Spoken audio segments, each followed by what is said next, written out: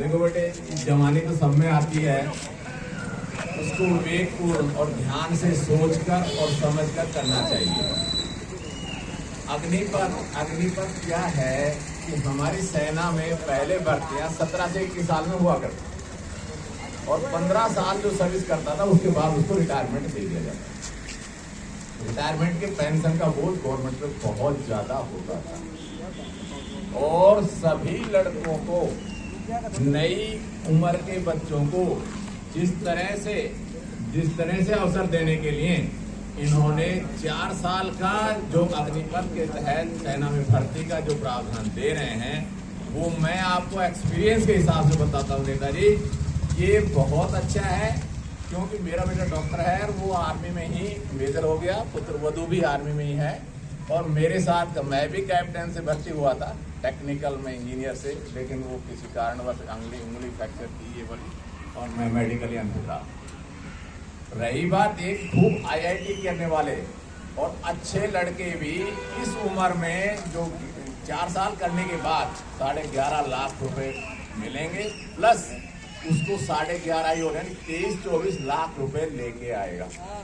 और मैं एक्सपीरियंस के हिसाब से बताता हूँ कि यहाँ आईआईटी करने वाले लड़के भी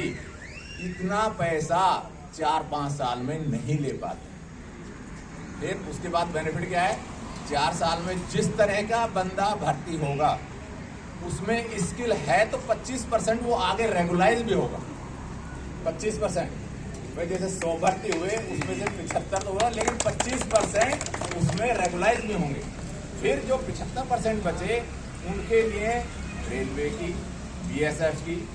एसआरएफ की, मतलब अब एसआरएफ का मतलब प्राइवेट में भी बहुत, एसआर कंपनी है बहुत बड़ी है और उसमें टाटा ने भी बहुत बड़ा योगदान दिया है इसमें कि जो बच्चे स्किल होंगे मैं अपने हिसाब से उनको फिट करूँ।